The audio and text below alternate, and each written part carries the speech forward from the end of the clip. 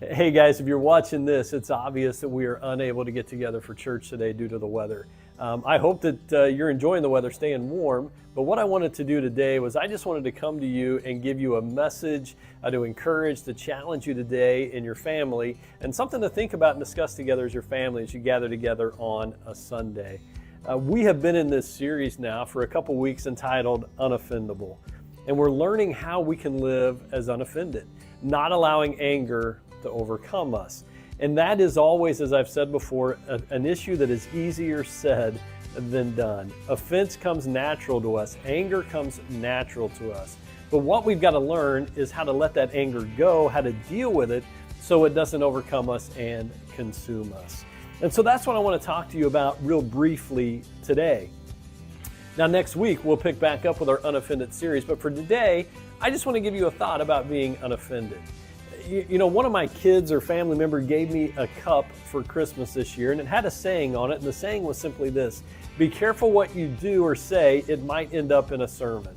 And that's such a truth. Preachers are always looking for stories, for activities, for something that can illustrate their message. And that happened the other day, as a matter of fact, but it wasn't something my kids did. It wasn't something anybody in my family did. It was actually me.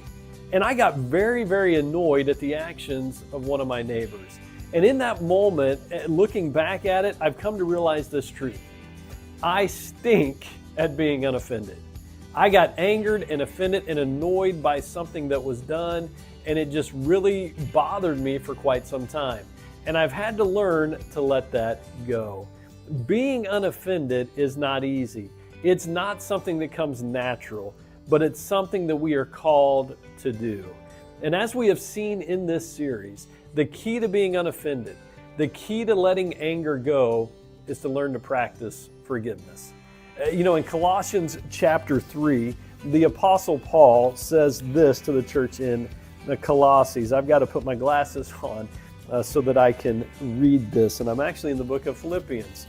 But in the book of Colossians, chapter 3, here's what the Apostle Paul says: therefore, as God's holy chosen people and dearly loved, clothe yourselves with compassion, kindness, humility, gentleness, and patience. Bear with each other and forgive one another if you have a grievance against someone. Forgive as the Lord forgave you. Now, Paul tells us that as God's chosen people, this is how we are to live. We're to be marked by compassion, by mercy, by humility, and ultimately we're to have a willingness to be able to forgive one another. Just as we have been forgiven by Jesus, we need to be willing to forgive others. But there's something in this verse that I hadn't noticed until just this week. And what I didn't notice until this week was my favorite word: therefore. And we always stop and we ask the question, what's that there for? And so what Paul is doing is he is making a connection to something that he said earlier in the book of Colossians in chapter 3. He tells us this is how we should live, and in Colossians 3 he tells us why we should live that, and more importantly he tells us the secret to being able to live this way. How can we learn to forgive one another? How can we bear with one another? How can we clothe ourselves with compassion and mercy? How can we learn to let those little annoyances go by the wayside and not dominate us and turn into anger? Well, the answer to that is in verse 1 of what Paul says in Colossians chapter 3. He says this: since then you have been raised with Christ, set your hearts on things above, where Christ is seated at the right hand of God. Set your minds on things above, not on earthly things. In other words, what Paul is telling us here is we are new creations. We are new creatures. Jesus has given us a new heart. And the nature of this new heart is one that is willing to forgive others. You see, Jesus never asks us to do something that he doesn't equip us to do. And the fact that he calls us to forgive others tells me that he has already equipped us with the ability to do that. And the key to being able to do this is living as people that we have been created to be. We are new creations. We have been given new hearts. And now it's time to live like it. And he gives us this directive that I don't want you to miss. He says, set your minds on things above, not on things below. How many of us go through the day with our mind set on things below, on what is happening to us? You know, the reason we get annoyed, the reason we get angry, is because we focus too much on what is happening here and now, and our minds are not set on things above. We're already seated with Christ in the heavenly realms. That is our home, that is our future.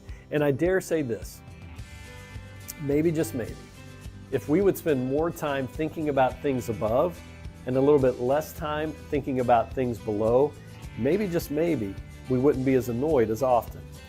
Maybe, just maybe, we wouldn't be angered. And maybe we would learn to truly live unoffended. You know, today, this week, what I want to leave you with is this challenge. Set your minds on things above, not on things below.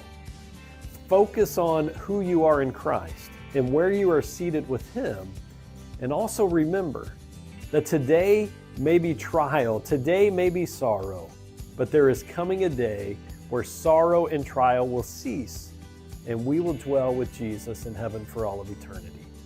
Think about those things, and maybe, just maybe, you'll find yourself a little less annoyed, a little less angered, and a little more unoffended. Make sure to come back and join us next week as we continue in this series about being unoffendable. I'm praying for you this week. Thanks for joining us.